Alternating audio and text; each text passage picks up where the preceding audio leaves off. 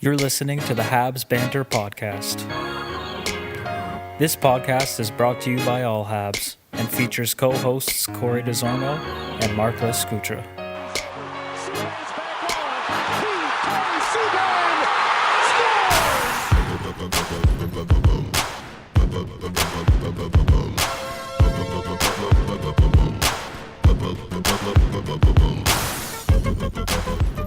What's up, guys? We are episode 7 of Habs Banter. Please subscribe, not subscribe. Subscribe on iTunes to the video. You can also subscribe on iTunes to the audio, and you can always find us on allhabs.net under the multimedia tab. How was your week, Scoots? Not bad, not bad. Corey and I and a couple other buddies, we went to a 67s playoff game here in Ottawa last Monday. Yep. We were off work that day, so headed to the game. Got to see Habs prospect Jeremiah Addison. Played pretty well out there and got a nice little stupid penalty at the end of the game. Almost cost the team the game. But it was kind of fun to see him play. 7th round pick from last year, so not a ton invested in the guy, but no.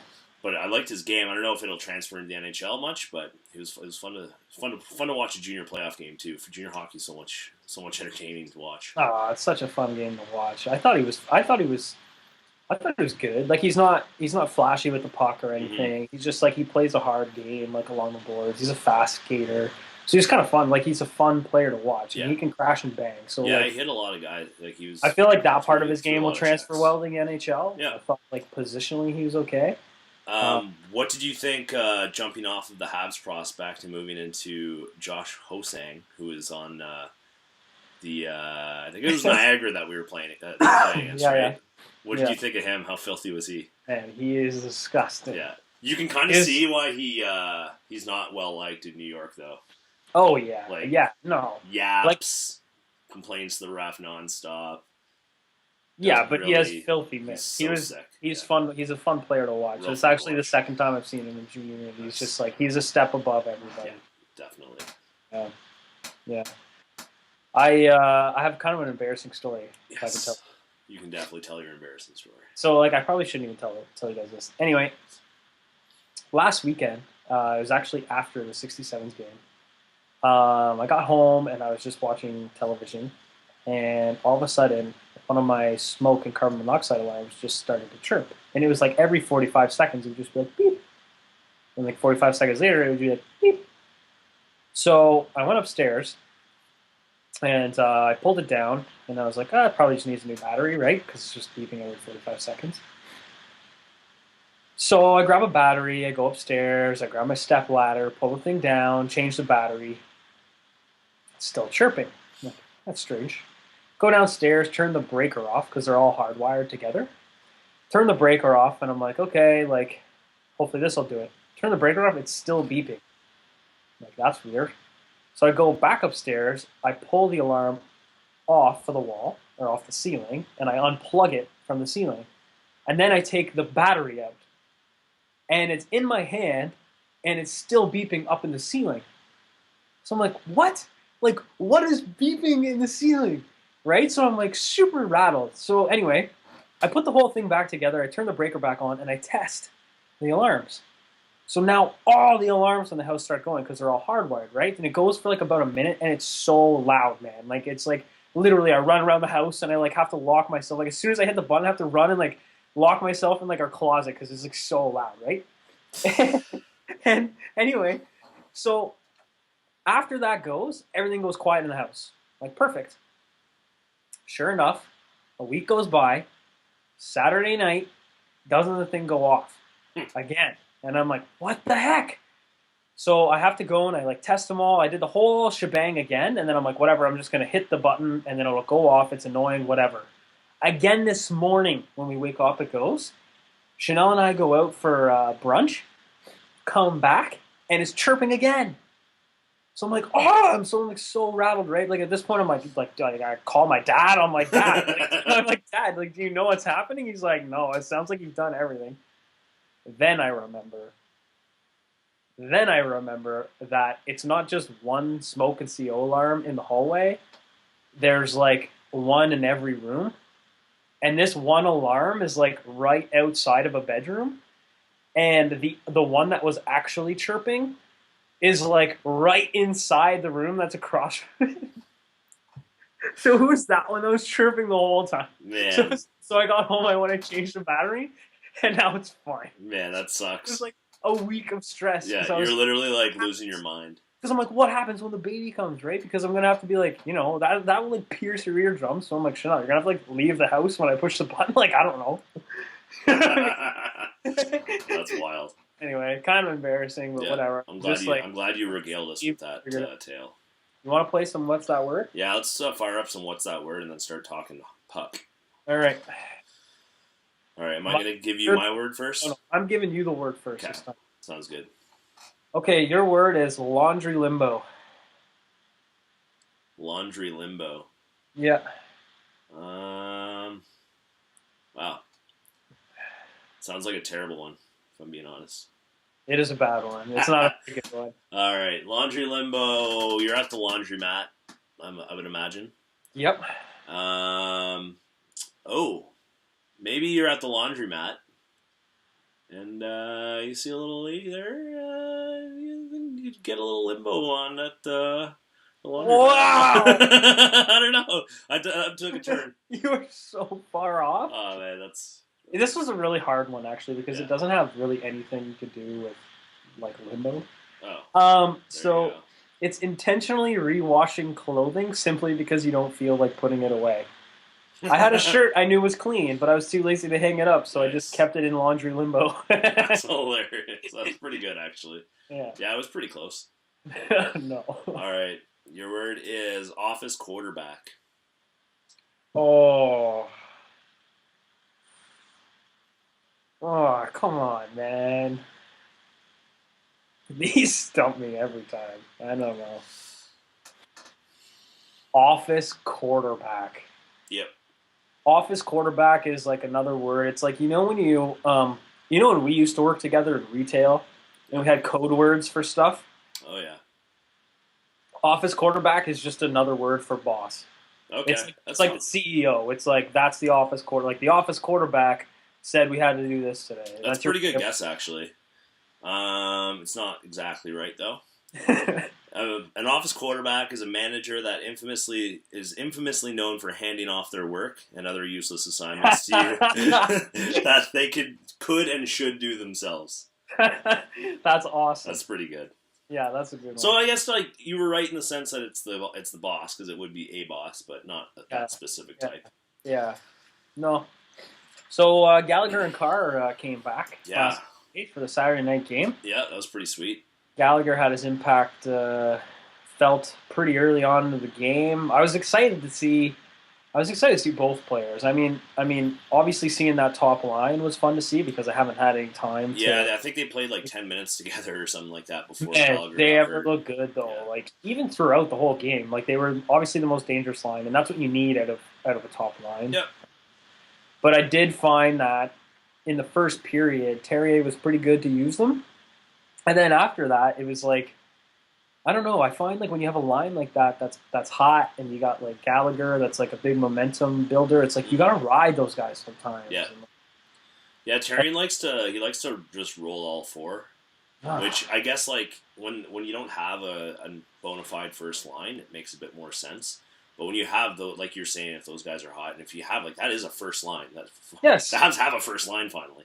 yeah, So yeah, like why would you not play them and play yeah. them? And the other frustrating thing is like we had a first line at the start of the year too. We just Yeah, refused we to refuse to use it. use it. Yeah, You know what I mean? yeah, That's so frustrating. yeah. And Danny Carr, I mean, like he didn't have much of an impact because he was like sitting on the fourth line, but like to me, he's not like to me he's more than just a fourth line player Yeah. and the other guys in the lineup. Although I agreed with Terry's decision to not put Carr up on the second line because I actually think Plekanec, Mitchell, and Eller look good together right now. Yeah, Like they actually played a solid the last two games anyway. They've played solid. It's taken them a bit of time, and like Mitchell's a good hockey player. He's a good hockey. He's not a great hockey player, yeah. but he's a good hockey player. And anyway, I liked that line was controlling the puck. I thought they were good on the cycle and stuff. They're not going to create like a ton of flashy plays, Mm-hmm. Eller had an exceptionally strong game, except for like the odd tiny like little mistake there Yeah. last night. But Well, Eller's play on Mitchell's goal was sick, going yeah, hard down the boards and kind of out muscling the defenseman for the puck there to set up yeah, Mitchell was. I like seeing that. That's Eller plays really well when he's using his strength. So I mean, yeah, and that's he's just kind of playing him simple, him using doing his him. strength, playing simple. Yeah. Yes. I would disagree a little. Like I agree that Mitchell's playing well on that line. Although I would like to see some of the younger players up on that line playing more minutes because we kind of know what we have with Mitchell. Yep, you're right. Um, I'd rather see like I know McCarron at center makes sense, but McCarron at fourth line center, I don't know how much sense that makes. So I wouldn't mind seeing McCarron on the wing up there or Carr when he gets his legs under him. Yeah, Um, I just think, but yeah, I don't know. I just think like maybe they're planning, like maybe Mitchell's not in the plans anymore. That like McCarron and Desormeaux are up there. Maybe Lars Eller's not for the same reason. And maybe they're trying to get them second line minutes heading into the offseason. Could be, but yeah, and I think with Carr like having his first game back, playing on the fourth line isn't the worst idea. He wasn't even really supposed to come back before the end of the season originally. I don't think. Nope, it was supposed So to be like a maybe he's here for the playoffs. yeah, exactly. And I love his style. Like he's kind of like a Gallagher. He's Mini one of my Gallagher. favorite players. Yeah, Yeah, he's one he's of my definitely favorites. has a future on the Habs beyond this year. I think. So Mike Brown, Yep. he's actually been kind of all throughout the lineup over the last few weeks, including a bit of time on the top line. Obviously, that's not his regular role, but you were tweeting, a little bit about how the Habs could use a player like that. And I think for his role, that makes a lot of sense. But some of the other people online, all over the internets, after Brown had his 1 goal and 1 assist game a couple weeks ago, said, "Oh my God, we have the new Dale Weiss. All is No. solved." No. Crazy, right? Yeah. Tell me what you like about Mike Brown and what's his ideal role on the Habs. So I'm going to do a bit of a reverse of what I was saying online. Okay. I didn't know much about Mike Brown before he came here. When we picked him up on waivers, I knew what they were trying to do, and it's exactly what they were saying in the media, that we want a guy to come in to be able to protect the young guys. Which is fine. Like I kind of have mixed feelings about fighting in the game. If it were to be banned from the game, I'm fine with it. Like I really don't care. It's not like I'm an advocate for people bashing their heads in. Yeah. I just think when it's a heated game, somebody's on your nerves, something happens, you're sticking up for a teammate, and you drop the mitts, and it's just I don't know, your emotions get the best of you. They're running high. It's not a staged fight. Like I don't really like staged fights. Yeah, me neither. And that kind of stuff, you know what I mean? Like I don't mind it being in the game for that reason. Mm-hmm. Mike Brown does both.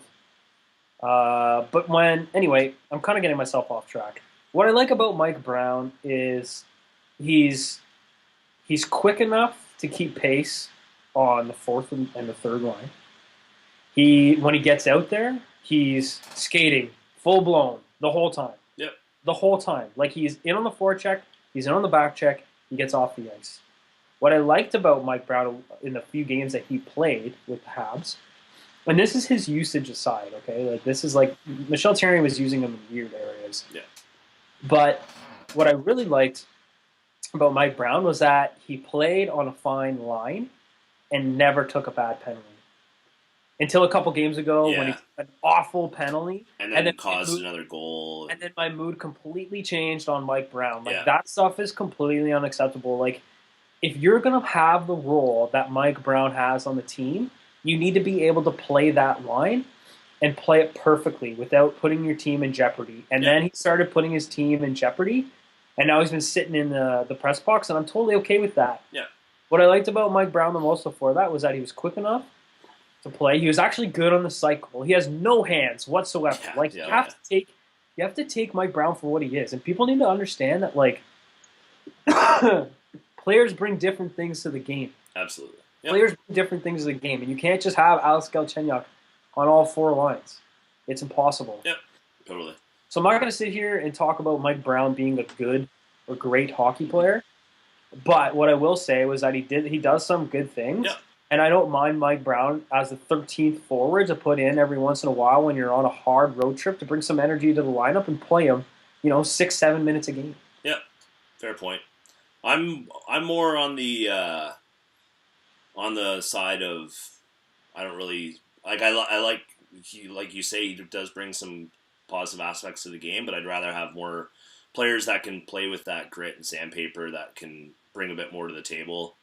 Right, What Prost was when he was still good and when we had him.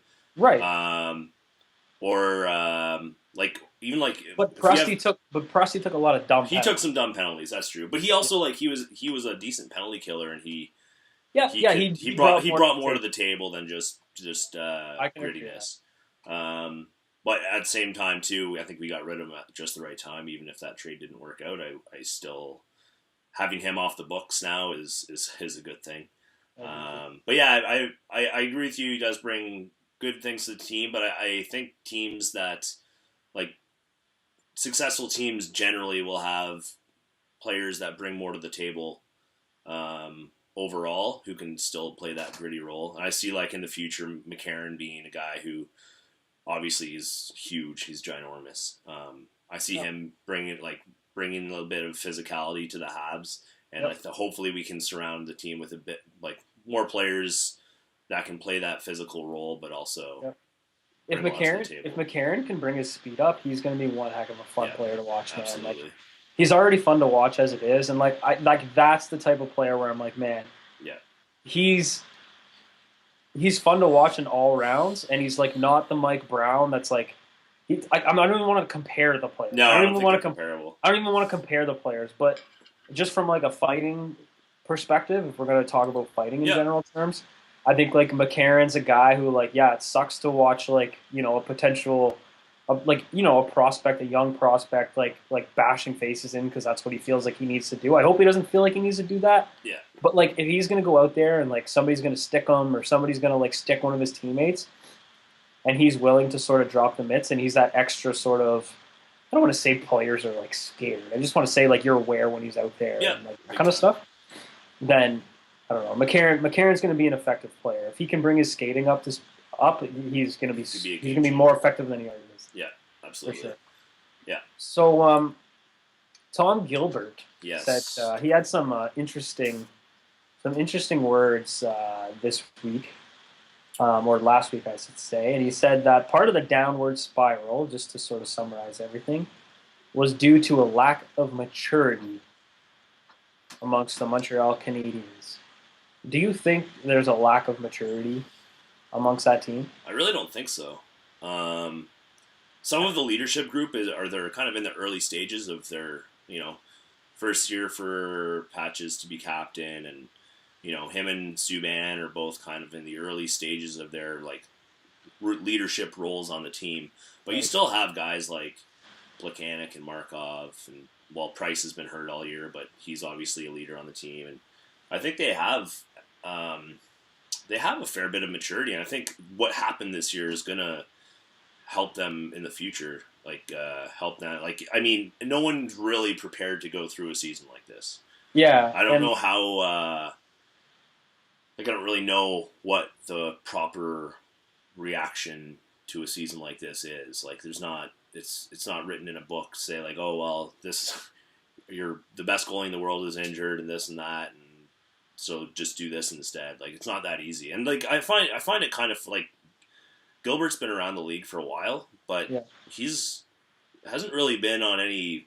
Screw you, Tom Gilbert. Yeah, That's what I think. He hasn't really been on any winning teams. You. Guy has 17 career playoff games. 12 of them are with the Habs last year. Yeah, so I don't know where he gets this kind Tom of. Gilbert, what's his mature? How's he matured? And how's he? You're on an NHL team at this point. Yeah.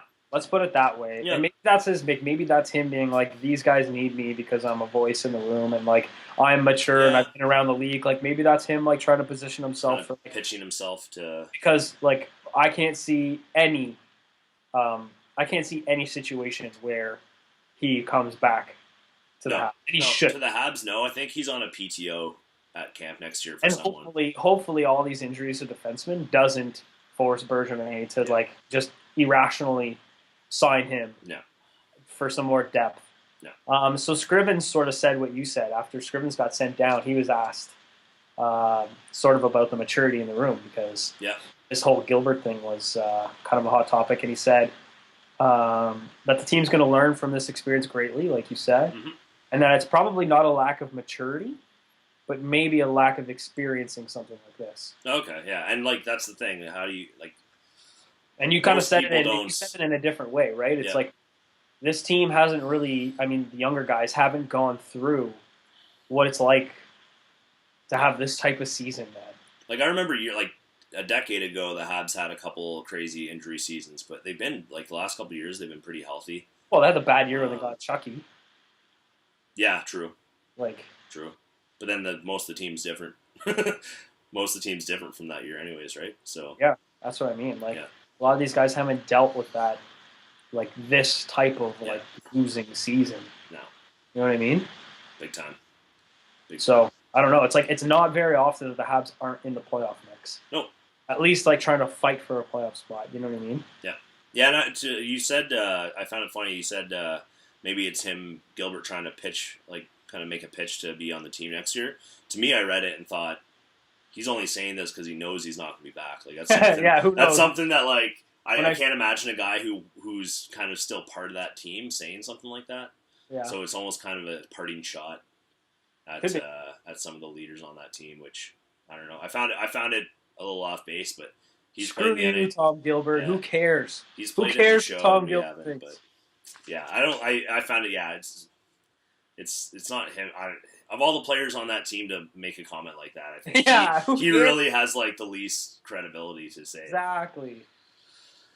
So speaking of injuries on the blue line, we've got all these spare parts playing defense.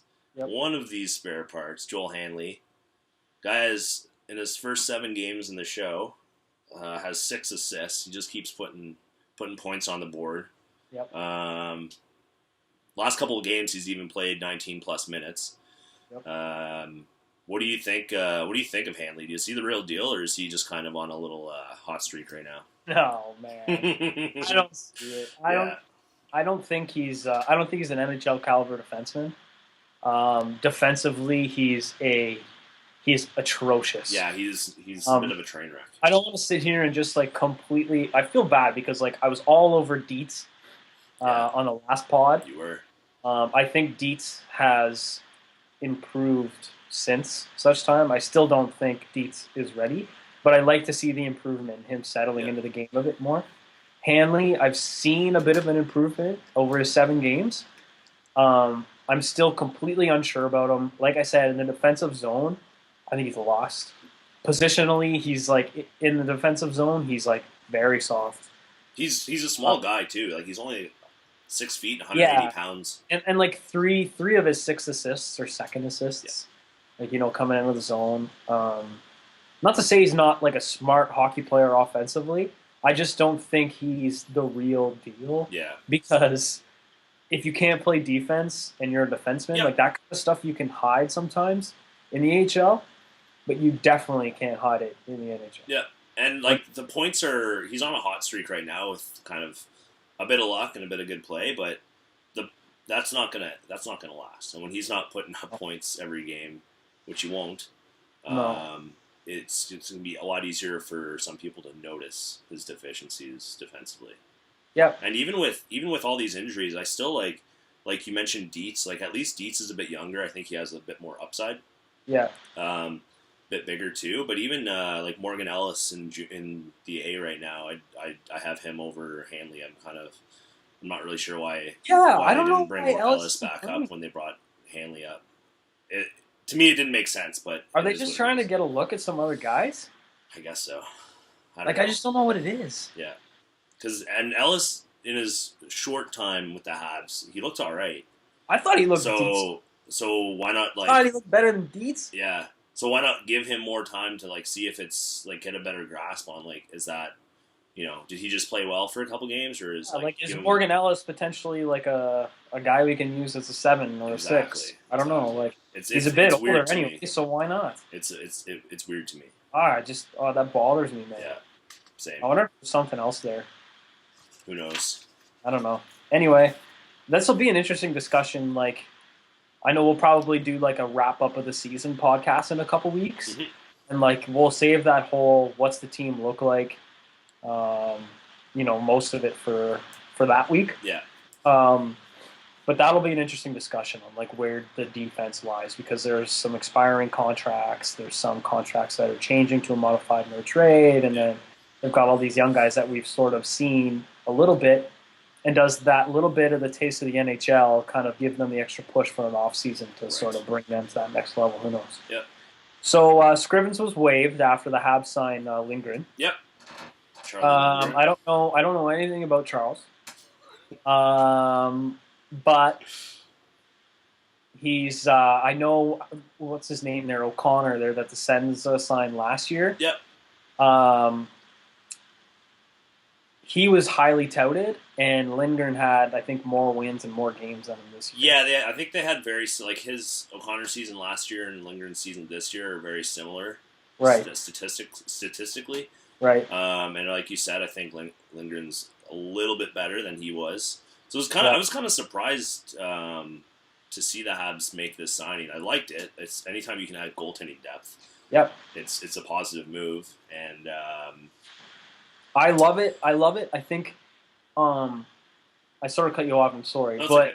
I think it makes things a lot more interesting in the offseason. Like the Habs have some interesting depth at the position. Like obviously Fucali and McNevin and Hayden Hawkeye and like these types of guys where I'm like, and this is a question that I'm going to try and answer in the All Habs mailbag next week is like somebody asked like where do all these goalies sort of line up now? Mm-hmm.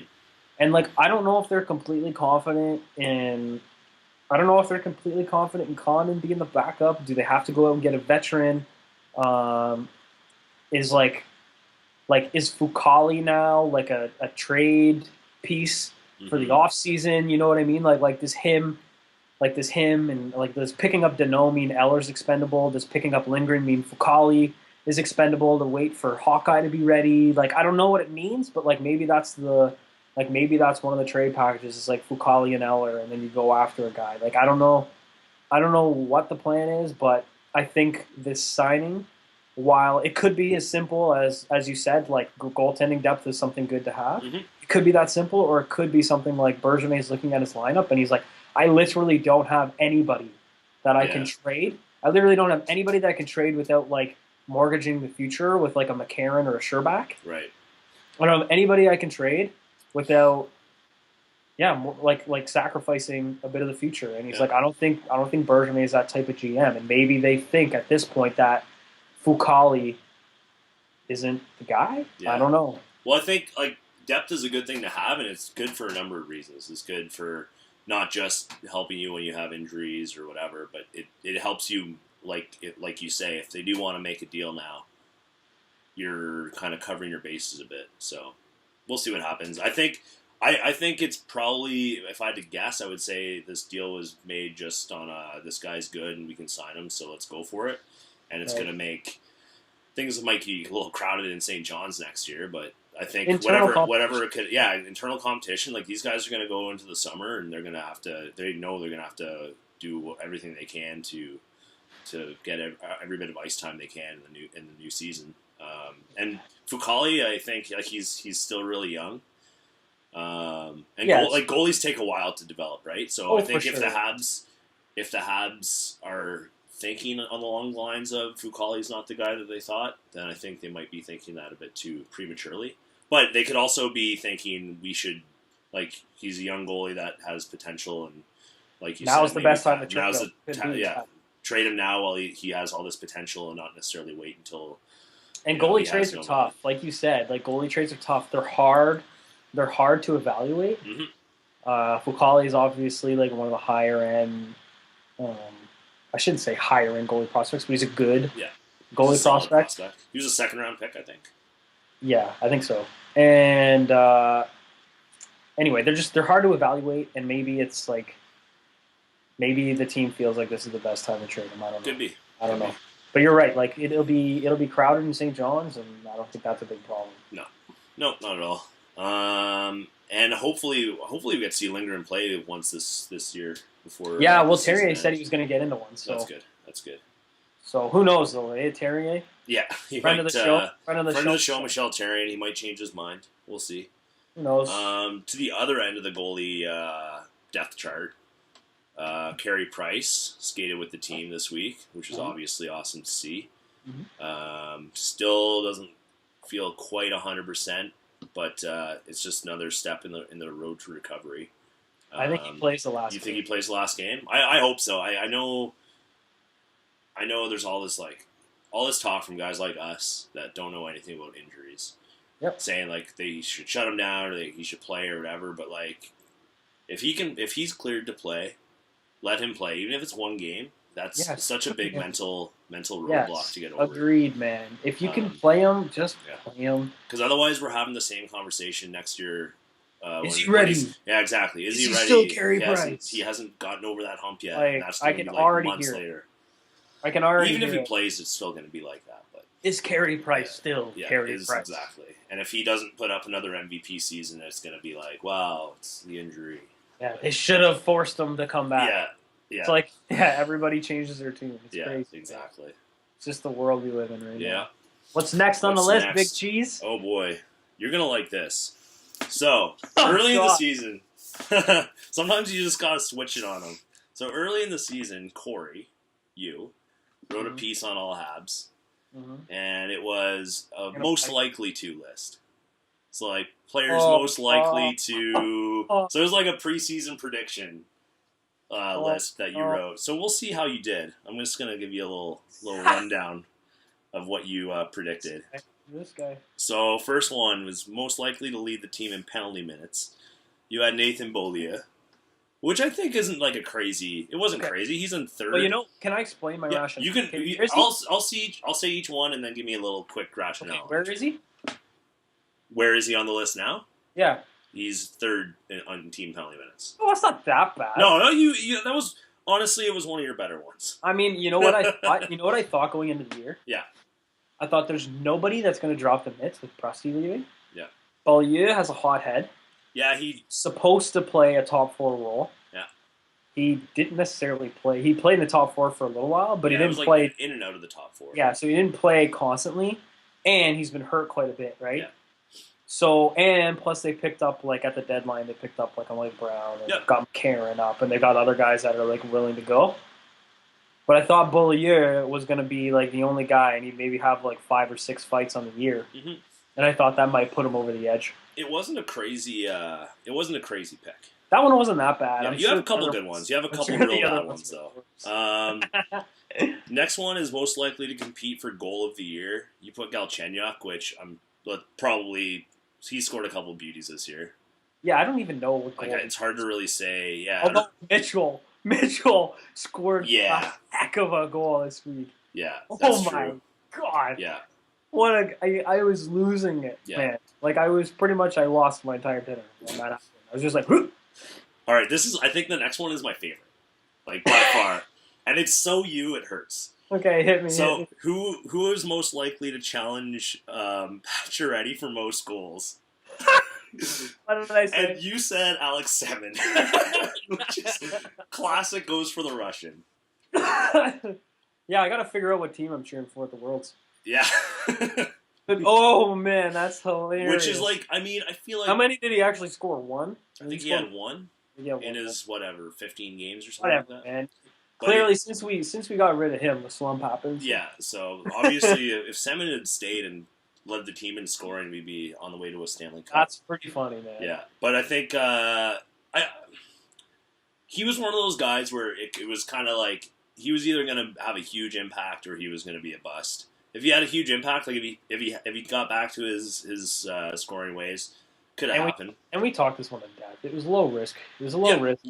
And you have to play Semin in the top two lines. So I figured, you know what? He's the only guy that Terrier will actually put there for the entire time he's there.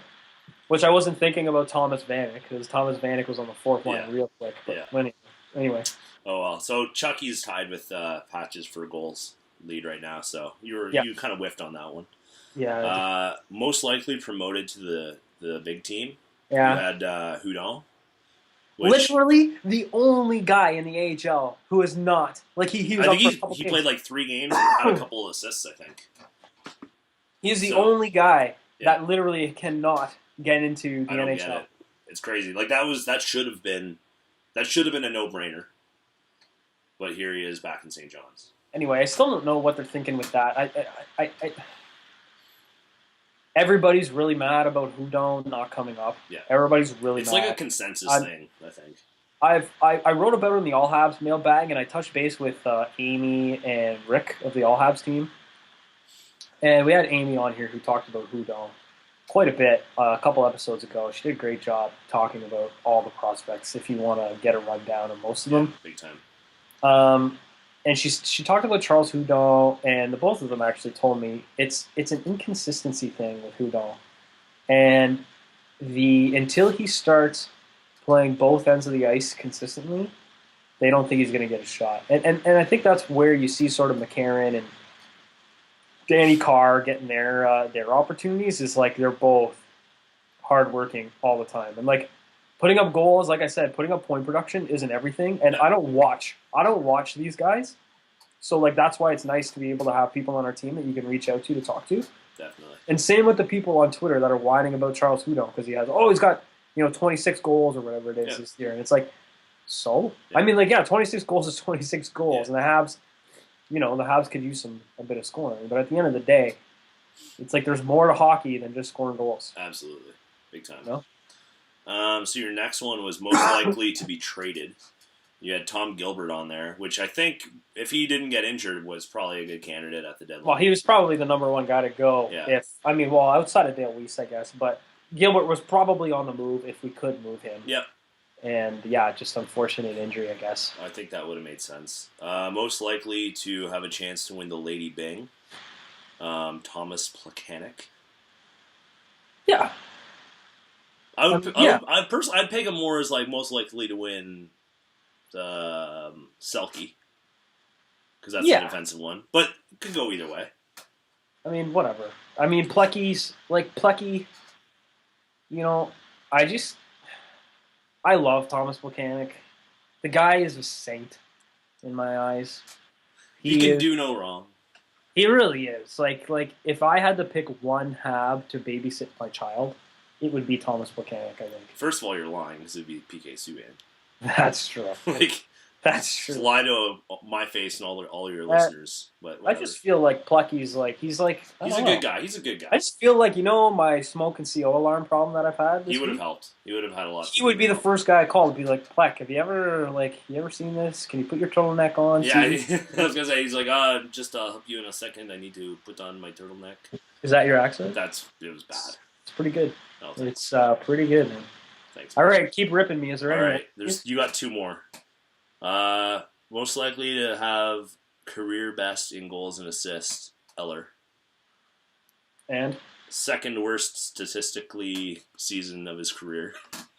Come on. Yeah, true story. Well, but I mean, getting opportunities though. No, and go ahead. Yeah, he kind of had a chance at the beginning because he was playing on that line with Chucky and Semin. So if Semin had that team league in goals, he probably would have been right. But he's kind of he's back. So he's not as back on the wing, I guess.